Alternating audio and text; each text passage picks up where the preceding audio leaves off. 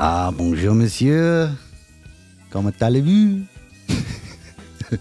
That's my best French Canadian. Thank you for coming back to another episode of The Daily Show. We are nearly 50 episodes in over the last 2 years. Thank you so much for everyone who has supported the show all that time, all the new supporters, anyone, right? I just really, really appreciate it. It's been a challenge to make sure we do this every 2 weeks, but we haven't missed a week. Even when the guest hasn't showed up, we've made sure that we've just stormed ahead and hoped for the best. Thankfully, we've got some great guests booked into next year, and there's no sign of this show stopping. So please, keep sending those guests in that you want us to interview and any topics you want us to cover, and I'll go and find guests who can wax lyrical about it. So, why was I doing a bad French accent, monsieur? Because it's very tenuous, but today's guest is from Canada, and they have French Canadians. So, yes, I know it's Canada. Calm down. So today we have a wonderful author, just had a hugely storied life, that's been through an awful lot, and actually used that then to help people, to build out stories that actually got into now a book, which is helping people. He helps people in his day life, and just quite frankly, an awesome guy that I have quite the dude crush on. So here it is. Check out the wonderful Robb Gilbear talking to me with googly eyes at him.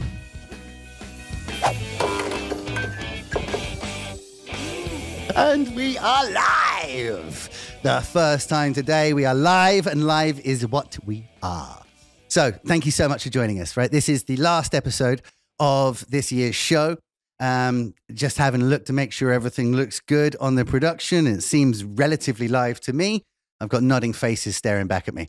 So we are up to our 48th show so far. So thank you so much. This show started back in November of 2019 as an idea of, using LinkedIn Live essentially to get out every other week. Off the back of that, we've got a podcast, YouTube, and a bunch of people giving us wonderful guest suggestions. So I can't thank you enough for that. But that's the past. And the past is fun, right? I enjoy talking about the past. We've all got stories from the past, but I'm more interested today about the present.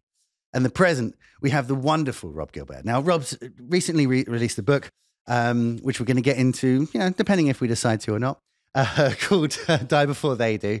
And also, genuinely lovely, nice guy, currently sat and watching the sun rise majestically in wonderful Mexico. So let's bring on the wonderful, the fantastic, the enigmatic, the delicious Mr. Robb Gilbear. I nearly ran out of verbs. I think we can just stop here. I have to live up to that now somehow. And I think it's probably better if I just walk away and just call it a night. And this podcast is the intro. That's it. You do the intro. It's it. So funny enough, that's exactly how my dad used to play golf, right? My dad is a fantastic golfer, but his whole rule was if you hit a shot that you're not going to beat, you go home. So I've literally gone with him. We've packed all the golf clubs up. Dang, driven down to the course. Sweet, got it out. You're putting shoes on, wicked. Lined up to the first tee, and he's gone crack. Okay. And then we've gone home. so I know that mentality well, Rob. Right? That is absolutely something that in the Ludgrove household, because if it doesn't get better than this, you might as well just go home. Just pack it up. Yeah, that's it. I hope we can do better than my intro. I think so. I'm just worried about my cheeks, because my cheeks are already hurting from laughing and shit talking. We've barely started, so. It's been a hell of a green room. So for the kids who weren't in the green room out there, tell them a little bit about yourself, Rob. So my name is Robb Gilbear. I am an entrepreneur coach. I've got a really unique and an orthodox path. Instead of going to college or university, I dropped out of high school, started my own business as a teenager, and have done a myriad of different things since then. And I left a very safe and secure, high-paying job in tech a couple of years ago to go back to the world of being an entrepreneur. And I help purpose-driven coaches, heart-led coaches, really people who are doing it for the sake of the love of doing it and really want an impact, and help them grow their business. And I find myself in kind of a translator role where there's the people who are doing it because they really want to make the world a better place and have some kind of impact, are great listeners, are powerful, helping people see the shit that they don't see about themselves, understand their possibilities, their potential, but maybe aren't great at sales, maybe aren't good with marketing, and maybe even have an aversion to those things. Like those things are icky, like, ooh.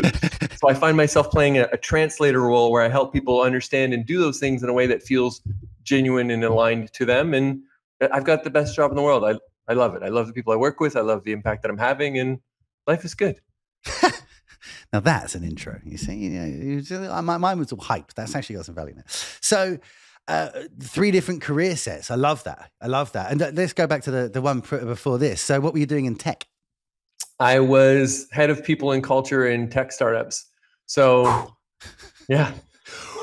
Thankfully, I gave you a bunch of experience to move into that, but that must be such a nightmare, especially with startups. And my personal experience of startups is like, they've got, the energy and enthusiasm, passion dialed up to number 11, and they've got no messaging, no idea, no real focus, no real concept of how to get things done. And unfortunately, sometimes those two are kind of, they're not necessarily complementary. Like, you can take that passion and say, we're going to learn and we're going to grow to these places. But it does seem like, a whole bunch of startups will be like, I don't care about that. I care about this thing we're trying to achieve. This is what we started for. Yeah, but being people and culture for startups must be hard, quite frankly. Hard, but exciting. And I think I did. So career 2 is this, me playing in people and culture, me playing in HR. And prior to me getting to play in places like that, where at least they intended to create a good place for employees, at least they were really like acting as best as they could to be driven by some greater purpose. And how do you create an environment where people feel they can show up to work, where they can be themselves, where they can be full humans? Because before that, I did do some years in multinationals where I was in like one small peg in a company of 5,000 people in this country and 125,000 people around the world, and we reported to the other country, who reported to the region, who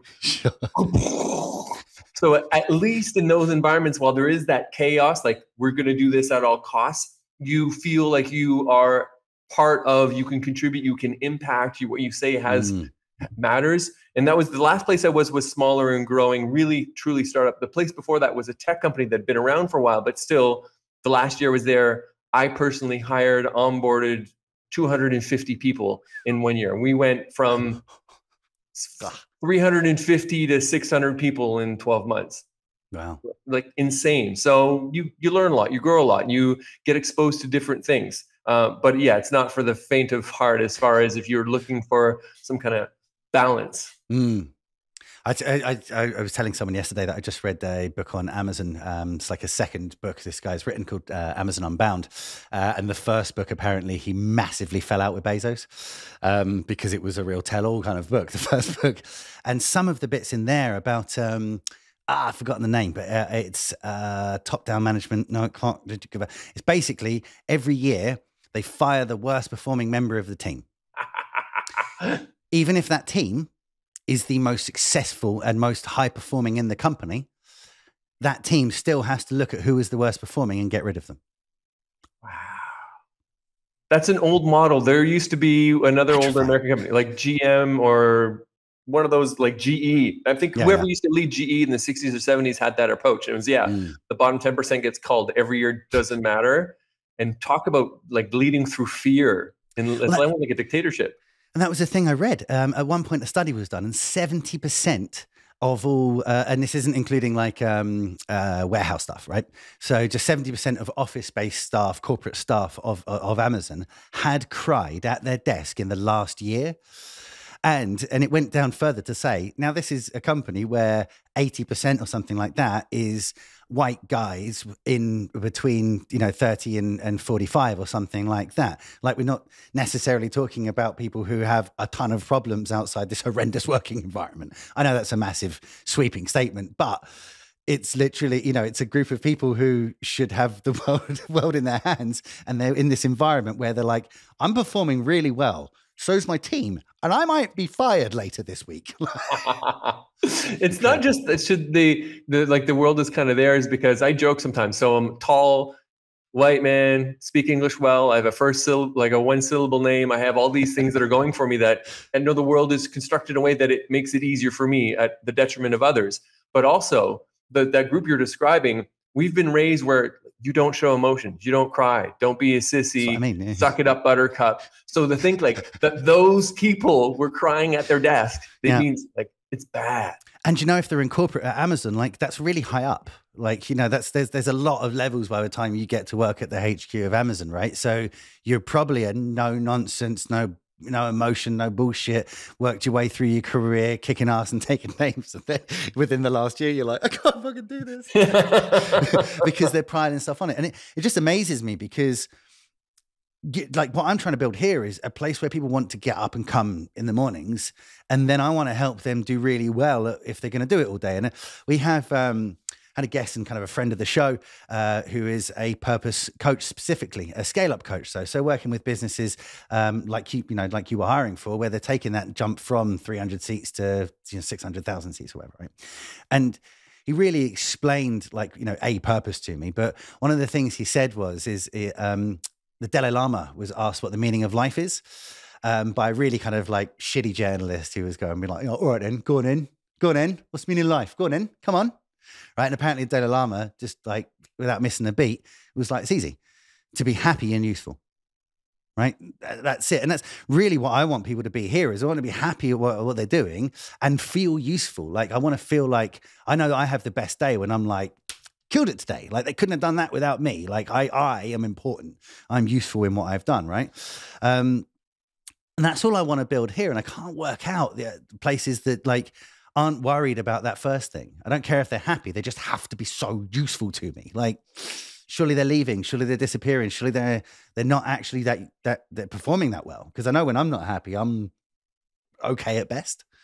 Yeah, at best, right? You're not performing well, you're not feeling well, it affects other areas of your life, then you bring that shitty energy to your relationship at home, and then you bring that back to the office, and then there's just this whole cycle. The way you're talking about it excites me because one of the reasons when I was in career too, in HR and we moved to people and culture, I was really glad to move to places where they at least called it people and culture. They at least made some kind of effort to make an environment where people could be happy, could feel supported. Because even the term human resources, I detest it. What are we talking about? Are we talking about resources, batteries to be sucked and siphoned dry and discarded? Is this what we're talking about? Because it's terrible. It's a terrible approach. Oh my God, yeah, that's really true. I never thought of that before. It's true. But people and culture is what HR is. Kind of, already you're coming at it from a better place, right? From better direction.